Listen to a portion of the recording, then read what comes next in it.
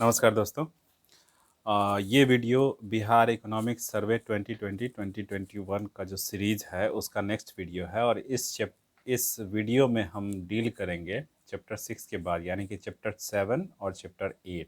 देखते हैं कहाँ तक हो पाता है इस वीडियो में। ज़्यादा लंबा वीडियो नहीं करेंगे, 10-12 मिनट से ऊपर। अगर ज़्यादा लंबा होगा तो इसको स्टॉप कर देंगे। ठीक है। चैप्टर 7 जो है हमारा बिहार इकोनॉमिक सर्वे का, वो है एनर्जी सेक्टर, ऊर्जा सेक्टर जो है उस पे है ये। और एनर्जी सेक्टर की अगर मैं बात करूं तो ये चैप्टर पीटी और मेंस दोनों के लिहाज से इम्पॉर्टेंट है। पीटी में ऐसे क्वेश्चंस पूछे जाते हैं और मेंस में एक बार मेंस में तो कभी कभी एनर्जी सेक्टर पे फेवरेट टॉपिक है बिहार का, एनर्जी सेक्टर बीपीएससी के लिए। और क्वेश्चंस पूछते हैं तो पीटी और मेंस दोनों के लिए इम्पोर्टेंट है। अब अगर बात करें कि जो अभी हम पीटी पे फोकस करते हैं और पीटी के पॉइंट ऑफ व्यू से देखते हैं क्या क्या इम्पोर्टेंट है, तो सबसे पहला पॉइंट है इसमें कि पर कैपिटा एनर्जी कंजम्पशन, मतलब प्रत्येक आदमी जो एनर्जी एनर्जी कंज्यूम करता है बिहार में वो कितना है। तो 2019-20 में ये नंबर 332 किलोवाट आवर था। 332 किलोवाट आवर। डायरेक्ट क्वेश्चन पूछता है ये वाला, एनर्जी वाला। आप लोग बिल्कुल से नोट कर लीजिए। अगर कुछ प्रोग्राम्स की हम बात करें एनर्जी सेक्टर में, तो कुछ प्रोग्राम रूरल ग्रामीण इलेक्ट्रिसिटी के लिए, ग्रामीण इलेक्ट्रिफिकेशन के लिए है, ग्रामीण विद्युतीकरण के लिए। तो दीनदयाल उपाध्याय ग्राम ज्योति योजना, DDU-GJY। उसके बाद BRGF एक सेंट्रल से फंड आता है, बैकवर्ड रीजन ग्रांट फंड, उसका भी इस्तेमाल किया जाता है इलेक्ट्रिफिकेशन के लिए, विद्युतीकरण के लिए। तीसरा है फीडर सेपरेशन, मतलब बिजली का जो फीडर होता है जहाँ से प्रोवाइड किया जाता है बिजली, तो मतलब कि जो हैबिटेशन के लिए है, आवास के लिए अलग बिजली, एग्रीकल्चर के लिए, कृषि के लिए अलग बिजली, फीडर सेपरेशन भी प्रोग्राम है। उसके बाद सेंट्रल लेवल का एक प्रोग्राम है सौभाग्य, प्रधानमंत्री सहज बिजली हर घर योजना, सौभाग्य। रिन्यूएबल एनर्जी के लिए जो जैसे कि रिन्यूएबल एनर्जी जैसे सौर ऊर्जा हुआ या हाइड्रो इलेक्ट्रिक पावर हुआ, उसके लिए हमारी जो काम कर रही है ब्रेडा है, Bihar renewable energy development agency. Breda full form note कर लीजिएगा, Bihar renewable energy development agency. ठीक है, ये तो हो गया। उसके बाद कुछ और स्कीम्स हैं जैसे कि उदय योजना है, उज्ज्वल डिस्कॉम एश्योरेंस स्कीम। ये उदय योजना पे भी डायरेक्ट एक बार फुल क्वेश्चन मेंस में पूछा हुआ था।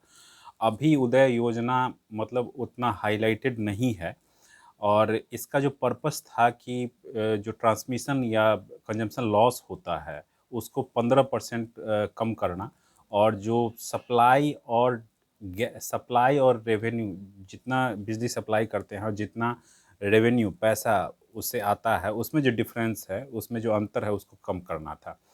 तो ये उदय योजना का पर्पस था। अगर हम जनरेशन की बात करें, कितना उत्पादन होता है, तो बिहार में नोट कर लीजिएगा, बहुत इंपॉर्टेंट है डेटा पॉइंट ऑफ व्यू से। मार्च 2020 का ये नंबर मैं बिहार इकोनॉमिक सर्वे से कोट कर रहा हूँ, बिहार आर्थिक सर्वेक्षण से। टोटल जो बिजली उत्पादन है बिहार में, वो 6073 मेगावाट है मार्च 2020 तक। 6073। इन 6073 में जो स्टेट बिहार राज्य खुद से अपना उत्पादन करती है वो है 54 मेगावाट। प्राइवेट या फिर आईपीपी, इंडिविजुअल पावर प्रोड्यूसर्स जो होते हैं, वो 712 मेगावाट प्रोड्यूस करते हैं, और सेंट्रल की तरफ से हमें मिलता है 5307 मेगावाट। ये टोटल जो नंबर है मार्च 2020 का है। नोट कर लीजिएगा। एक आध बार अभी क्या क्या ट्रेंड चला हुआ है कि ऐप पे क्वेश्चन पूछ दीजिए, फलाना ऐप है वो किस लिए काम करता है। तो इसी तरह बिजली ऊर्जा विभाग में एक ऐप है सुविधा ऐप। ये नए सर्विस कनेक्शन के लिए, एग्रीकल्चर और आवासीय दोनों के लिए है सुविधा ऐप, इसको भी नोट कर लीजिएगा। सुविधा ऐप बिजली विभाग का ऐप है। इसके अलावा मुख्यमंत्री कृषि विद्युत संबंध योजना चल रही है एग्रीकल्चर फीडर को अलग करने के लिए, या फिर सोलर रूफटॉप स्कीम चल रहा है बिहार सरकार का, मतलब छत पे सोलर पैनल लगा कर बिजली उत्पादन करने के लिए। ये हमारा चैप्टर 7 में इतना ही था जो मुझे पीटी के लिए इम्पोर्टेंट लगा। मेंस के लिए तो अलग लेवल पे हम करेंगे, उसको हम मेंस के पीटी के बाद देखेंगे, दिसंबर के बाद।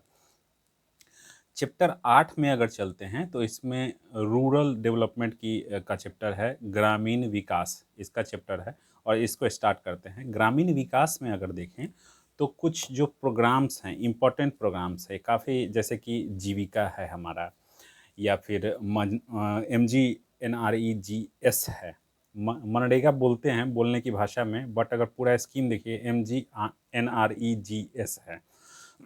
उसके बाद अगर देखें प्रधानमंत्री आवास योजना ग्रामीण है, PMAYG, वो चल रही है।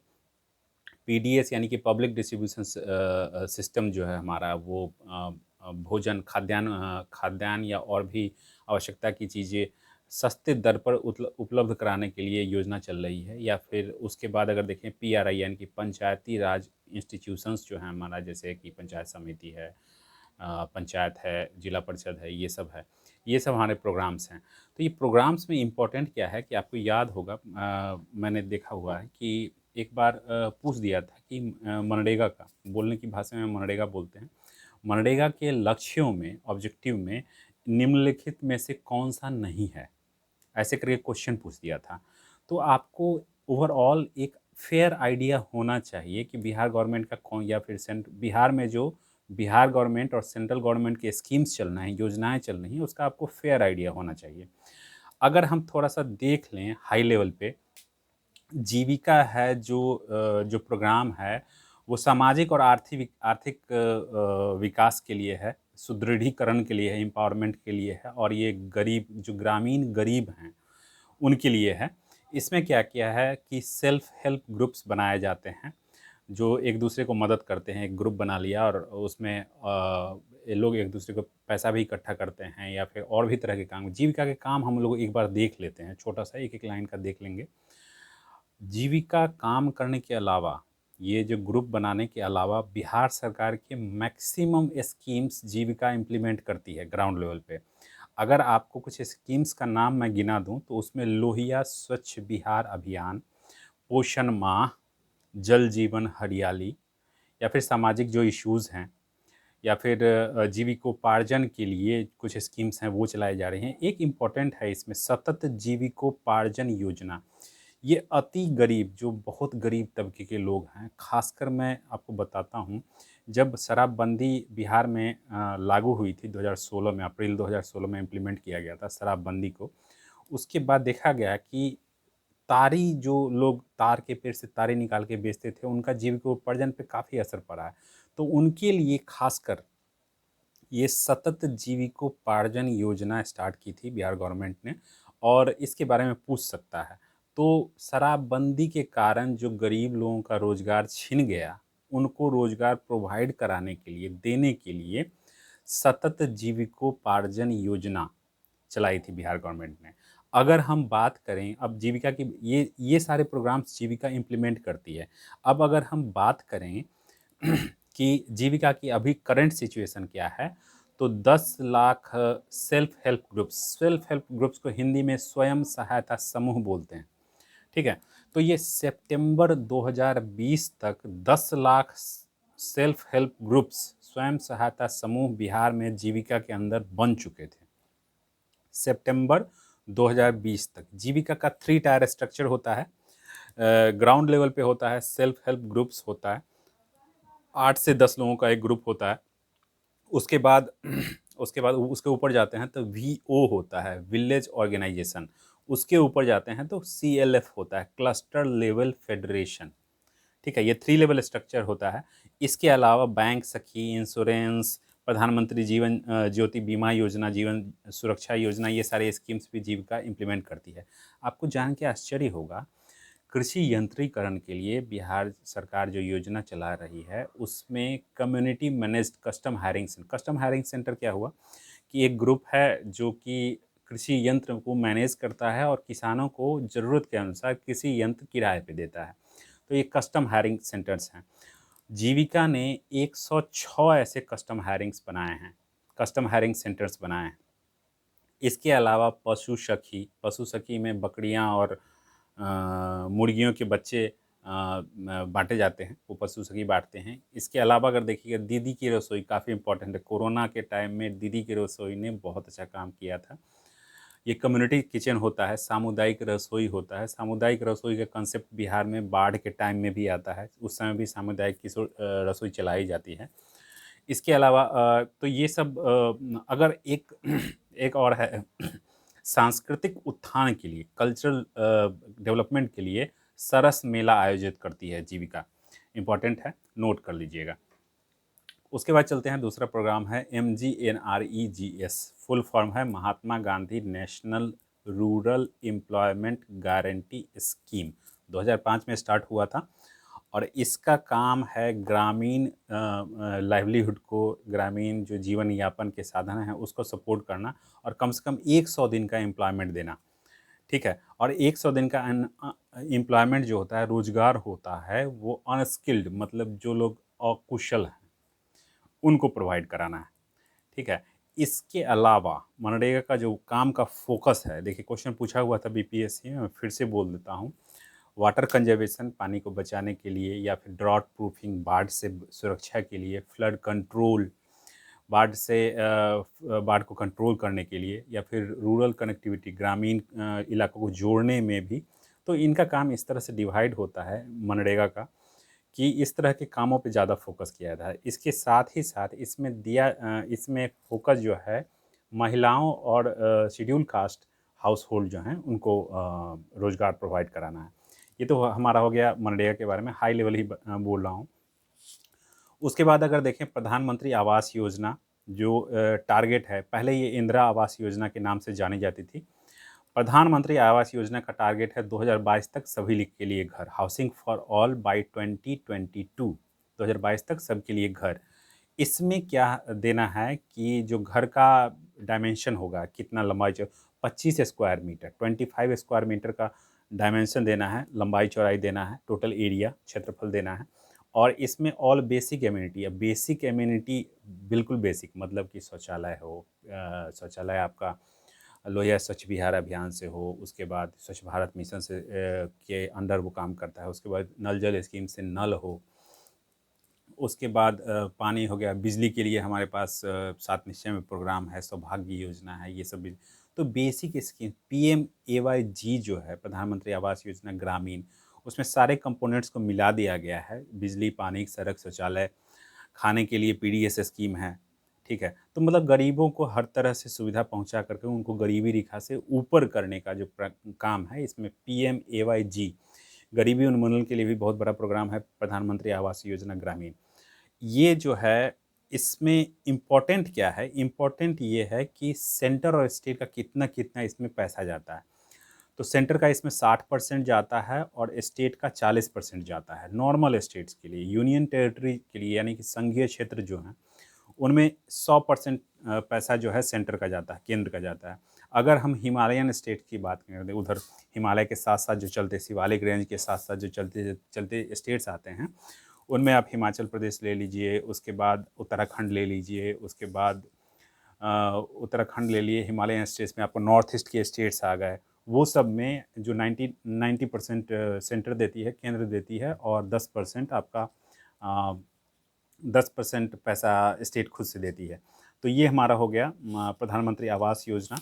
उसके बाद अगर हम देखें पब्लिक डिस्ट्रीब्यूशन सिस्टम, जो हमारा डीलरशिप चलता है गांव में, हर एक गांव में या फिर शहर में सस्ते दर पे जो राशन शॉप होते हैं, वो खाद्यान्न प्रोवाइड करने के लिए इसका बहुत बहुत ज़्यादा इस्तेमाल कोरोना के टाइम में जो योजनाएं, गरीब कल्याण योजना, गरीब कल्याण अन्न योजना ये वगैरह चल रही थी, वो इसके थ्रू ही जा रहा था। बिहार में इम्पोर्टेंट है, बिहार में ग्रामीण क्षेत्र में 85.1% PDS कवरेज है, पब्लिक डिस्ट्रीब्यूशन सिस्टम कवरेज 85.1% है ग्रामीण क्षेत्रों में, और शहरी क्षेत्रों में ये कवरेज 74.5% है। नोट कर लीजिए, डेटा है, इंपॉर्टेंट हो सकता है, उतना इंपॉर्टेंट तो नहीं है बट नोट करके रखिएगा। अगर सारा डेटा याद हो जाएगा तो इसको भी याद कर लीजिएगा, पीटी में नहीं तो मेंस के आंसर में काम आएगा। ठीक है, पंचायत, उसके बाद चलते हैं पंचायती राज इंस्टीट्यूशंस के बारे में। तो थ्री टायर पंचायती राज इंस्टीट्यूशन है बिहार में। सबसे पहले ग्राम पंचायत आते हैं, सबसे ऊपर देखिएगा जिला परिषद आता है, उसके बाद पंचायत समिति आता है और सबसे नीचे जो आता है ग्राम पंचायत आता है। तो बिहार में जिला परिषद जिला लेवल पे होता है। बिहार में टोटल 38 ज़िले हैं, इसलिए जिला परिषद की संख्या 38 है। पंचायत समिति की अगर बात करें तो 534 पंचायत समिति हैं और ग्राम पंचायत की अगर बात करें तो 8387 ग्राम पंचायत हैं। कुछ बिहार गवर्नमेंट के स्कीम्स हैं, जैसे कि जो कि गरीब लोग जिनको रहने के लिए, घर बनाने के लिए घर नहीं है, वो अभियान बसेरा एक प्रोग्राम चलता है, उसमें क्या गरीबों को घर बनाने के लिए घर दिया जाता है। मतलब देखिए, घर बनाने के लिए ज़मीन दिया जाता है, उसके बाद प्रधानमंत्री आवास योजना से हम घर बनाते हैं, उसमें बिजली पानी सड़क शौचालय देते हैं, खाने के लिए पीडीएस देते हैं, स्कूल में बच्चों को पढ़ने के लिए सब तरह की सुविधाएं देते हैं। तो गरीबों के लिए जो वेलफेयर स्टेट का कंसेप्ट है, तो बिहार में आप देख सकते हैं कि ये मूर्त रूप इसने धारण कर लिया है, का वेलफेयर स्टेट का कंसेप्ट। ठीक है। एक इसमें काफ़ी ज़्यादा जो भूमि सुधार विभाग है, लैंड रेवेन्यू डिपार्टमेंट है, वो काफ़ी ज़्यादा काम कर रही है। इसमें एक इम्पॉर्टेंट, वैसे तो हो नहीं सकता है, रेवेन्यू सर्वे ट्रेनिंग का इंस्टीट्यूट जो है रेवेन्यू ट्रेनिंग के लिए शास्त्री नगर पटना में इंस्टीट्यूट है, नोट कर लीजिएगा कहीं पे। इसके बाद अगर चलें लोहिया स्वच्छ बिहार अभियान का, तो ये मिशन मोड प्रोजेक्ट है और लोहिया स्वच्छ बिहार अभियान में विदाउट एनी डिस्क्रिमिनेशन, मतलब किसी की जाति और धर्म, सबकी जाति और धर्म से ऊपर हर एक परिवार को शौचालय बनाने के लिए सहायता दी जा रही है। आई थिंक 12,000 रुपये दिया जा रहा है। अभी लेटेस्ट क्या नंबर है आप लोग एक बार नोट देख लीजिएगा, लेटेस्ट में कितना, मतलब मुझे जहाँ तक याद है 12,000 रुपये दिए जा रहे हैं प्रत्येक परिवार को। उसके बाद एक रर्बन मिशन है, RURBN, रर्बन मिशन। इसका पूरा जो फुल फॉर्म है वो श्यामा प्रसाद मुखर्जी रर्बन मिशन है। ठीक है। इसके डिटेल्स के बारे में, अब रर्बन मिशन के कंपोनेंट की अगर बात करें तो इसमें वाटर सप्लाई, पानी का सप्लाई करना, रोड बनाना, एनवायरनमेंट यानी कि वातावरण की सुरक्षा के लिए काम, टूरिज्म के लिए काम करना, स्ट्रीट लाइट मतलब कि गलियों में लाइटिंग की व्यवस्था, पब्लिक ट्रांसपोर्ट वगैरह सारा कुछ है इसमें। अगर हम कोविड इम्पैक्ट की बात करें रूरल इकोनॉमी में, तो बस यहाँ पे यही एक इम्पॉर्टेंट है। जीविका के बारे में ऑलरेडी बात कर चुके हैं। उसके बाद इसमें अगर देखें प्रधानमंत्री गरीब कल्याण योजना में, तो सभी राशन कार्ड होल्डर को 5 केजी फूड ग्रेन्स पर मेंबर नवंबर तक दिया गया है। और सभी माइग्रेंट लेबर जो बाहर से आए हुए हैं, माइग्रेंट लेबर, उनको 5 केजी राइस और 1 केजी चना दिया गया था मई और जून में आत्मनिर्भर भारत अभियान में। इतना ही है, ये इसी 2 चैप्टर को रखते हैं इस वीडियो में। आगे का जो चैप्टर्स हैं उसको नेक्स्ट वीडियो में कवर करेंगे। Thank you.